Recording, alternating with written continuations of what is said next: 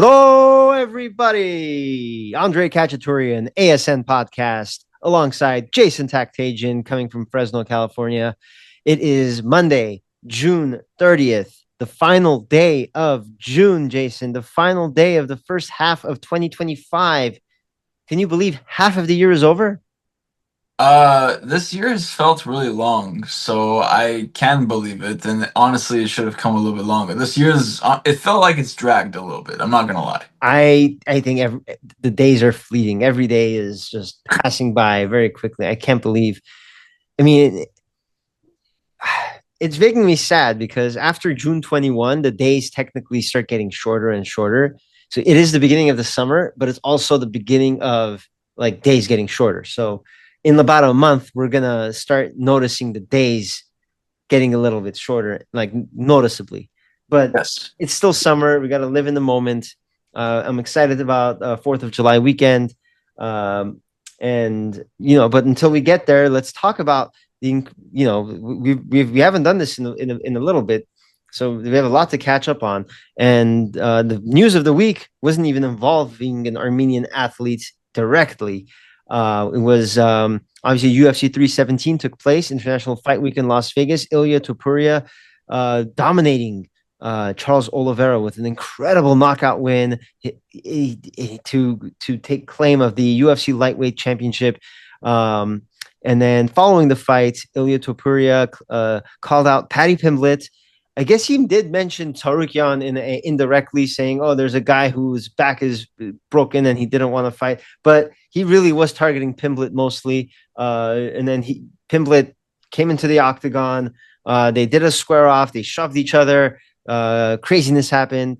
And you know, Arman Tsarukyan quickly took to Twitter or to X and said that it should have never been Charles.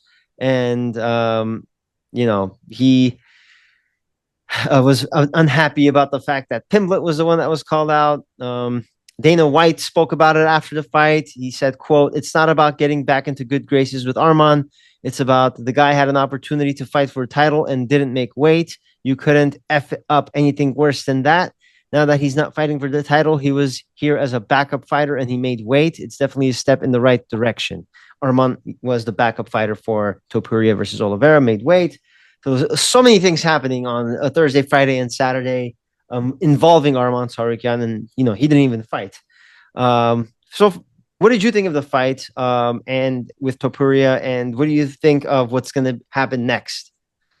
We were chatting about it before we even started this podcast, just how dominant Topuria looks. And that was really on display here. I know there was a lot of hype behind Charles Oliveira coming back. Oh, is Topuria going to be able to, hold his own in a new division? People had questions, but Topuria was always confident, like he always is.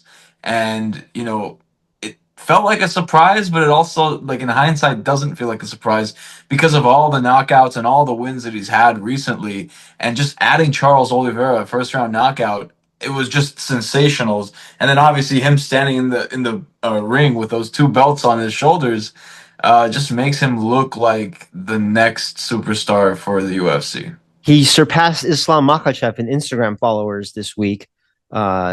So I mean, I think he is the biggest star. I think he resonates more to the North American audience than Makhachev does. And I think he's a handsome guy. He's better looking than Islam is in my in my opinion. And I don't know. I think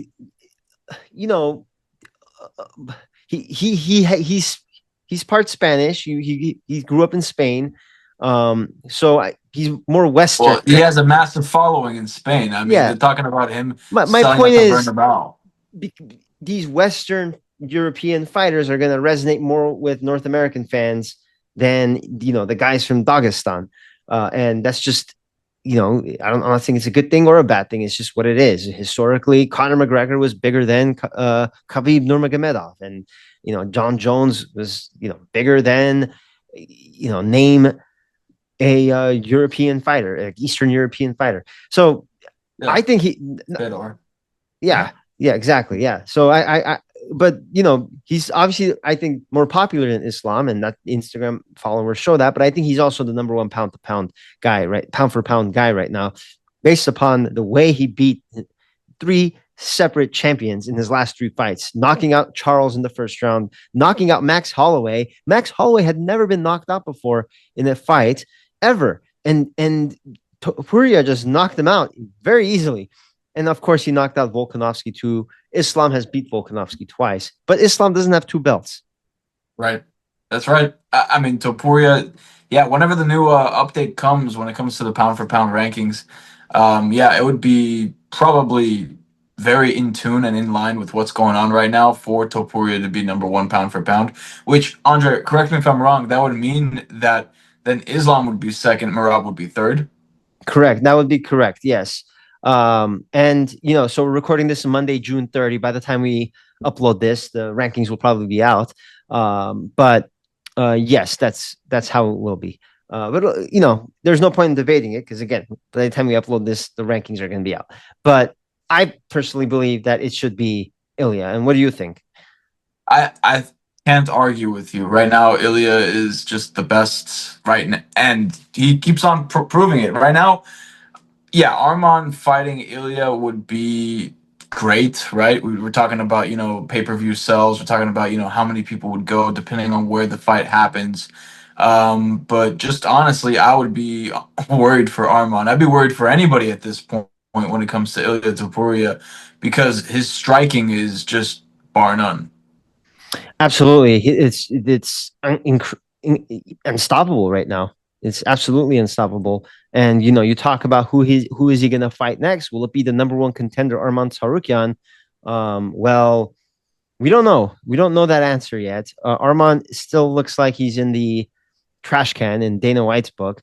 And let's go back to the quote that Dana White said. I just read the quote. This whole time, Arman's been saying that he had a back injury, and Dana White comes out and says that no, he didn't make weight. So these are two completely different things. It's yeah. I wish the journalist or any journalist kind of followed up with that, right? Because that's new news, breaking it and basically straight up saying it. Because whenever Dana was initially asked about it at 311, he's talking about, oh, the doctors, the best in the business. Arman calls middle of the night, says he can't do it because of his back. We have to go with what he says. There's a lot of uncertainty when Dana first talks about it.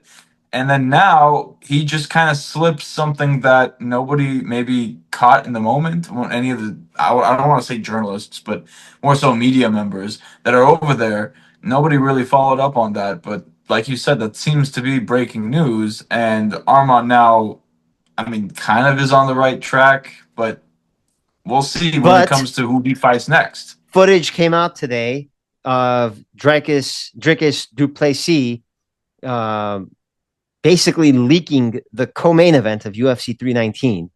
Now we don't, nothing's been official yet, but he said basically in this video, it's going to be a big card. The co-main event is Paddy Pimblett and Justin Gaethje.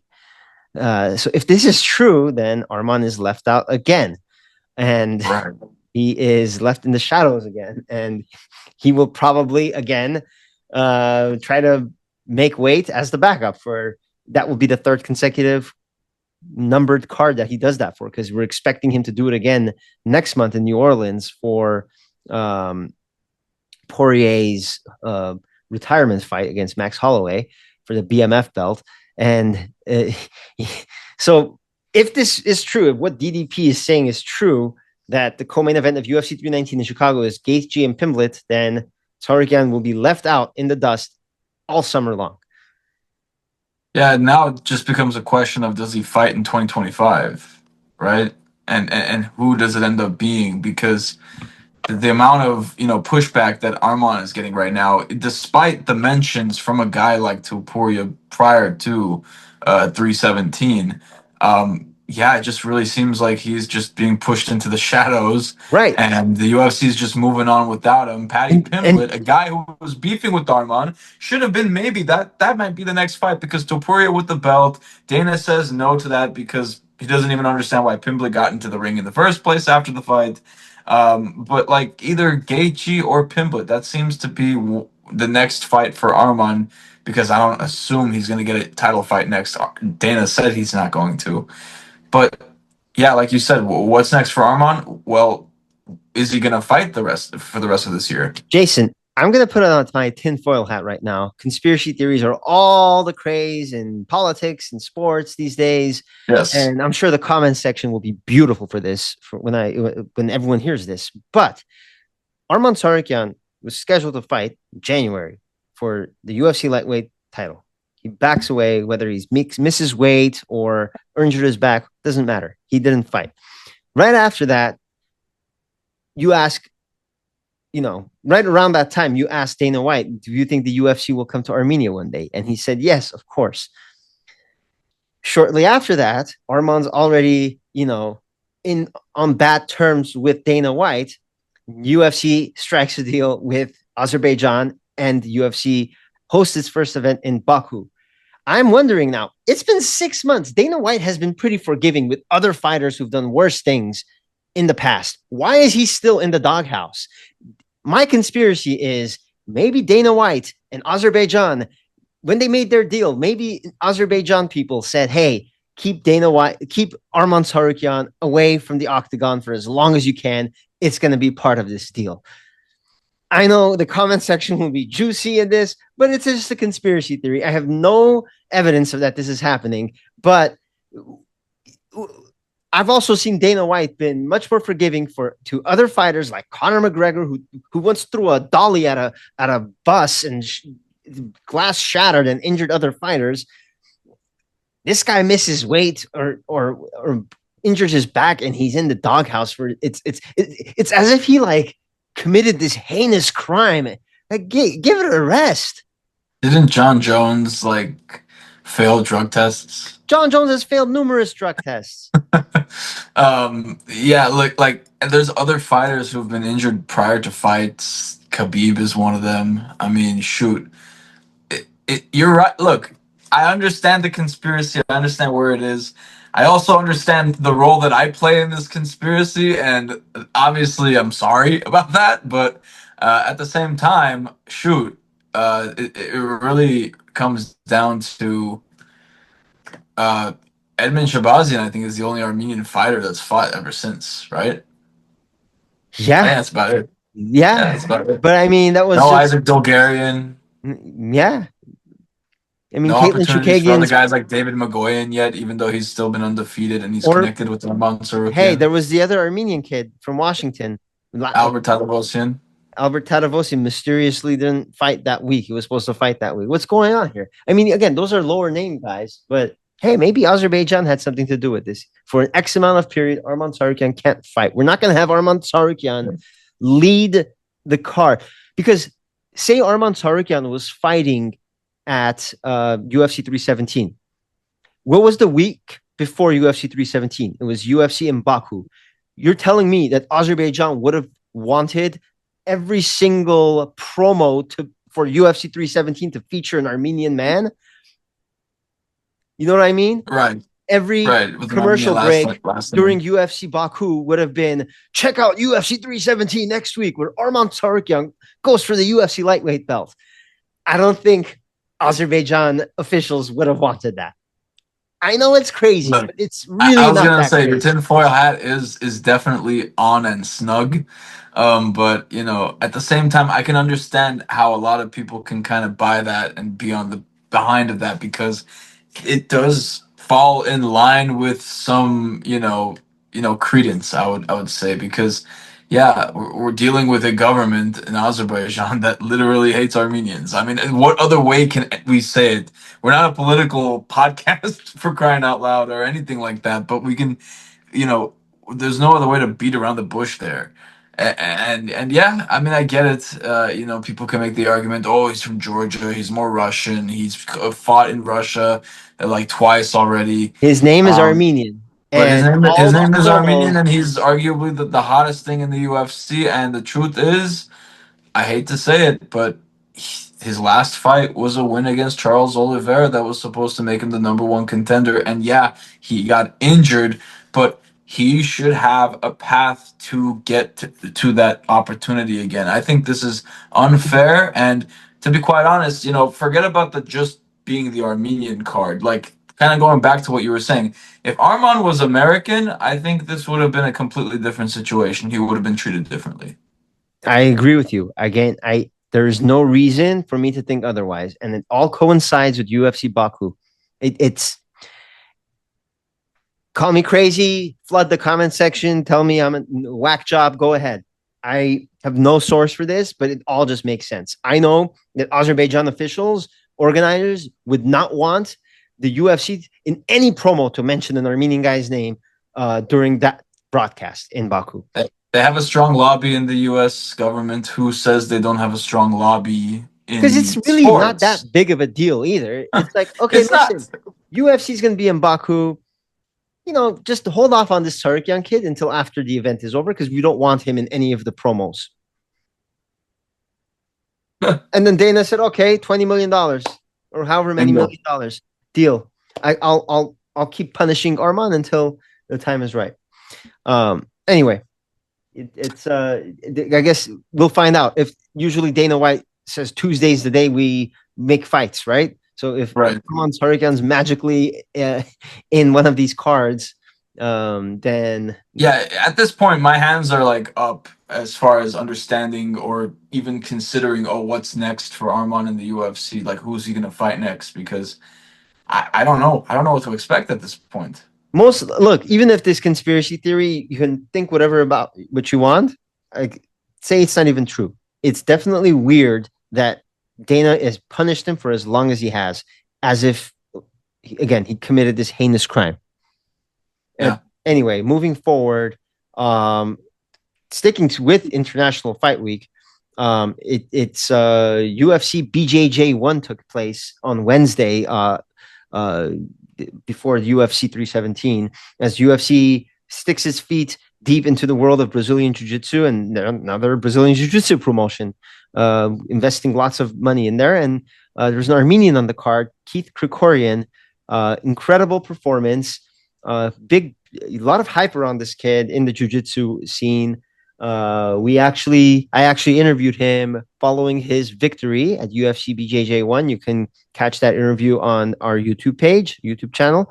Really good kid, Jason. San Diego kid, Armenian, very proud of his heritage. And get this, his uncle fought in the first Artsakh War. Really, really cool story about that. And you will have to watch the interview with him to find out more about that. But really, really cool background. And I'm guessing the UFC is going to want to have this guy be a part of future cards. And the UFC did announce 3 more cards for the rest of 2025 for UFC BJJ. So we'll definitely be seeing Krikorian there. That's for sure. And, this is just kind of adding to the Armenian fighting legacy that not just is attached to the UFC, but is attached to most, if not all, facets of combat sports. How cool is that the first promotion of Brazilian Jiu-Jitsu put on by UFC, is featuring an Armenian who had a really dominant win and is most likely going to be featured in those upcoming cards, at least one more of them for this year, I would say. Yeah, it's absolutely remarkable, and he was very proud about it, and he loves the support he gets from the Armenian community, and it's just another athlete to look out for, and great timing for him that he's always been the jiu-jitsu guy, he said, and it's just a timing that now the UFC's invested millions of dollars into this sport, and he's kind of one of the stars of it, and it's going to be fun to watch. There was like a whole reality show leading up to the first card, and it was kind of like the Ultimate Fighter, except it was for jiu-jitsu. Krikorian was on that as well, and he was like the number 1 seed, had a tough loss in that, but bounced back with a big win in his first fight here. So we'll keep an eye on him the rest of the summer and beyond. But let's now go overseas to jolly England, where the Wimbledon kicked off on Monday. Today they were recording. Time to keep it. Time to look at what our guys. To hope for the best, I guess. Yeah, with Khachanov and Elina Avanesyan. Yeah. Two Yeah. guys, not guys, two people who have kind of been struggling in these big tournaments lately. I mean, that's kind of what I say. Like, you kind of hope for the best at this point. So far, time of recording, Khachanov wins in the first round, and it was in straight sets to what Mackenzie McDonald, and it's an unranked opponent. So it's kind of one of those wins that you just expect from Khachanov to have. Avanesyan still hasn't played her first round matchup yet, but she is going up against a ranked opponent, Yeah, Elena Elina Rybakina. Rybakina. It's a big opponent. So, especially when it comes to both of these, tennis players, we're hoping somebody can get to at least, round of 16 quarterfinals to make some sort of noise and kind of get the ball rolling and back in the right form. Because, I mean, shoot, it's getting to the point where as more time progresses, we're kind of forgetting what was the last significant, a result of that both of these tennis players have got. It hasn't been good for Avanesyan since, I mean, since last year's French Open, basically, when she went to the round of 16, impressed everybody. In Wimbledon last year, she won her first match, lost in the second round. But then since that first round win in the Wimbledon, she hasn't won a single Grand Slam match. She lost in the first round of the US Open, lost in the first round at Australian Open, and lost in the first round of the French Open this year as well. So not good. And that French Open loss, her opponent was 113th ranked opponent, and she's not obviously was number 40 at the time. That was an embarrassing loss. She lost 6-1, 6-2, not even close. Like that's not good. Something was up at that point. At least you can say for Australian Open, her opponent was a number 23 opponent. It was still better than her. Same with US Open. It was number 21 opponent. And even if she loses at Wimbledon, it's the number 11 opponent ranked. It's number 11 opponent. So right, that's one takeaway. That's one way to kind of like soften the fall, but it still kind of is in line with what you were saying again, which is constantly losing in the first round of these major tournaments where you'd hopes that she makes some noise and makes especially since she recently changed her flag to Armenia, her nationality to Armenia. You want to see her get some more big wins underneath that. And right now, it just kind of seems like she's just going through a rough patch. And it's a matter of kind of waiting to see what happens with her, right? Like, she's still young, but, whenever you get that many, like, bad losses in a row, you have to start asking the question of, all right, what's actually going on here? Yeah, you're for sure correct about that. And, again, by the time we post this, she might be eliminated again. But hopefully, she goes on a little bit of a run here. But you're right. We forget that she's only 22 years old. She's still very young and has her whole career ahead of her. So we'll definitely keep an eye on that. And as for Khachanov, he's had some success in, smaller events, I guess. Went to the semifinals in this German grass tournament where he lost to Bublik. This was a couple of weeks ago. French Open, lost in the round of 32 to Tommy Paul. But yeah, he's made some runs in smaller tournaments, but it's always like he hasn't won any of them either. And he's more expectations for Khachanov because he's number 20 in the world. So you want to at least see him win these smaller events, which he hasn't been doing. He did beat Novak Djokovic in an exhibition for what it's worth at Wimbledon. It's an exhibition. Yeah, I don't know, like confetti, like throw confetti up in the air. I don't know. Australian Open, round of 32 loss. He keeps losing in the round of 32. You would like to see him again, round of 16 or quarterfinals, but we'll keep an eye on that. He's already advanced to the second round at the at Wimbledon. All right, moving forward, Jason, as we having a great show today so far. We come back stateside where Inter Milan, tough loss in the round of 16 of the Club World Cup against South American club Fluminense. They lost 2-0. Was this Henrikh Mkhitaryan's last game ever. Jason, what do you think? Well, I think he has like a year left on the contract that he can see it out until what 2026. So I don't know, man. I think he's come out and said that he wants to retire with Inter Milan. He's not going for the money. I think the big story here is just Inter Milan were really disappointing this season. They were in the fight for Serie A. They lost it to Napoli in the last day. They lost domestic cups to their arch rivals AC Milan. They lost in the worst way fashion in the Champions League final to PSG. And then they get knocked out to a Brazilian team in the Club World Cup. All due respect, but there's more expectation for a team like Inter Milan to not be losing to a team that's basically captained by an old and aging Thiago Silva. I mean, he's a legend, don't get me wrong, but there's a reason why he's playing in Brazil, okay? I don't know, man. It really gets down to the point where, like, is Inter losing its juice? And, if Inter are going to keep Mkhitaryan for this upcoming season, is he going to be starting? Is he going to be on the bench? And what are Inter really going to be doing? Are they going to be competing for titles? Is this the last hurrah of competing for titles for Mkhitaryan? I mean, that's possible if he does indeed just stay with Inter Milan. I think that's probably what's going to end up happening. I think he does have a lot of roots in Italy, and he probably wants to live in Italy. He has a house there, but I don't know, man. I think it's kind of upsetting if you're an Inter fan and if you're also a Mkhitaryan fan because there were like 4 different chances to win a title here and blanked on all 4 of them. Yeah, I mean, even this Club World Cup, of course, they were favored to win that game to Inter Milan against Fluminense. But, these Brazilian clubs and these South American clubs, I guess just the Brazilian ones, none of the Argentinian teams advanced to the round of 16, but you had 4 of the 16 clubs are Brazilian clubs. So, I mean, I just want to give a shout out to all the Brazilian clubs and just the South American leagues. They're legitimate leagues, and they're out for blood.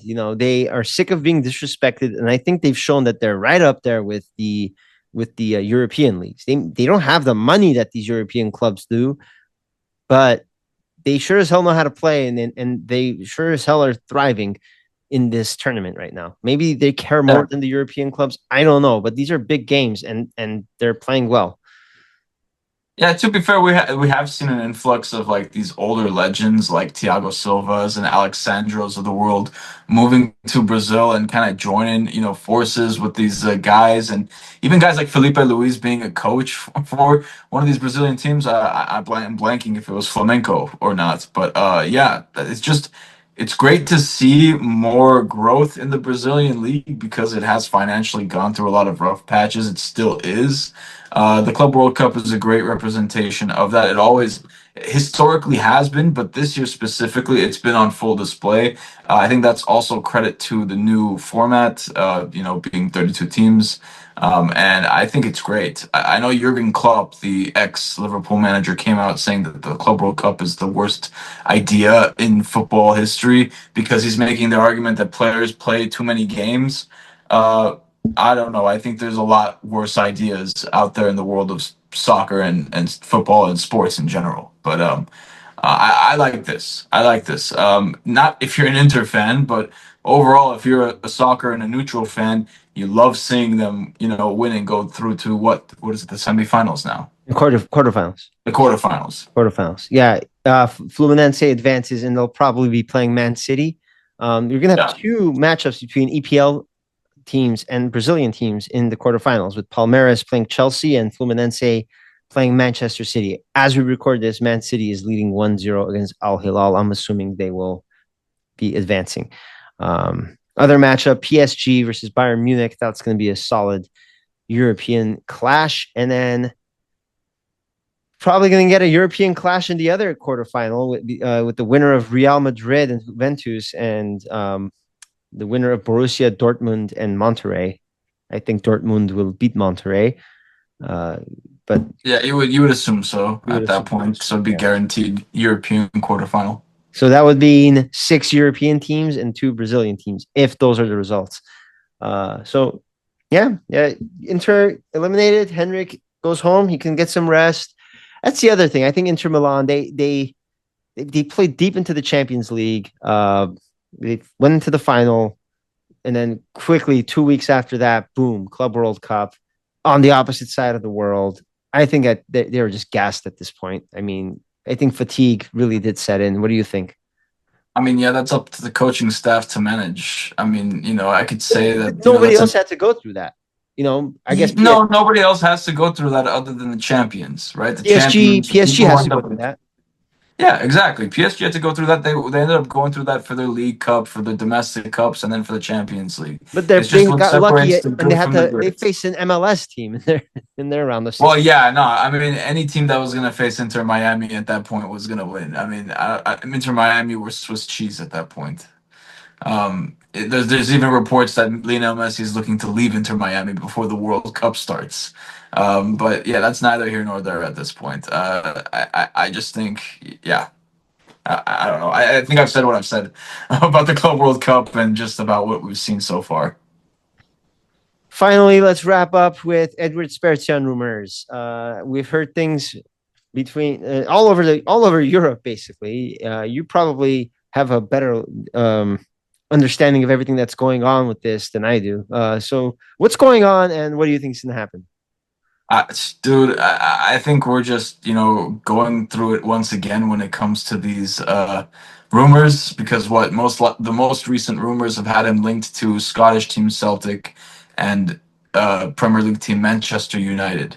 I don't know. I don't know how much weight there is behind both of those rumors because we're talking about a guy who was like rumored to go to Ajax, who was rumored to, leave the Russian Premier League and ends up not leaving the Russian Premier League, and then now has won the league title after the Russian Premier League has taken so many hits and has lost so much talent because of the war. That now he's won a league title. He has the silverware underneath his belt. There is incentive for him to actually leave. But I don't know, dude. When it comes to reporting in soccer or football, there is so much uncertainty and there's so many rumors that you need to just literally wait to almost just hear it from the horse's mouth. Nowadays, the horse's mouth is a guy by the name of Fabrizio Romano. And he, I would say is about 90 to 95% accurate about most things, but he does definitely play into social media engagements, so to say. So it's borderline journalism and media, just content making. But even then, you just gotta hope that the teams like Manchester United or Celtic would then announce it and post it on their social medias, and that most of the time is the best way to just officially confirm these sort of things. Um, I would love to see it if it's actually true, but when it comes to actually, fitting in a team like Manchester United, Spertsyan is not going to get much playing time. I mean, he maybe does, but Manchester United have been absolute garbage recently, and I have no problem saying that. They finished almost in the relegation zone last season, and they lost to freaking Tottenham in the Europa League final. Okay, you don't want to join Manchester United right now if you're anybody, not just Edward Spertsyan. Well, the old When it saying comes to goes. Go what are you ahead. saying? Oh, I'm just saying, when it comes to Celtic, I'm just going to wrap it up really quick. Not a lot of people care about the Scottish League outside of Celtic or Rangers. That's about it. I mean, you're talking about a league that, if you're lucky, you get a Champions League qualification spot. And I don't know. I don't think that's the move for Spertsyan to go to the Scottish League, especially for a kid who I don't think speaks English and would have a very hard time understanding that accent as well. Just thinking about those practical things as well. The old saying in social media goes, well, it's not the old saying, it's my saying. If you don't wait for it to come out of the horse's mouth, then you might just be a horse's ass. Ah, I like that one. And with that, the ASN podcast will come to a conclusion for this week. For Jason Takhtadjian, I am Andre Khatchaturian. Happy 4th of July, everybody. God bless America.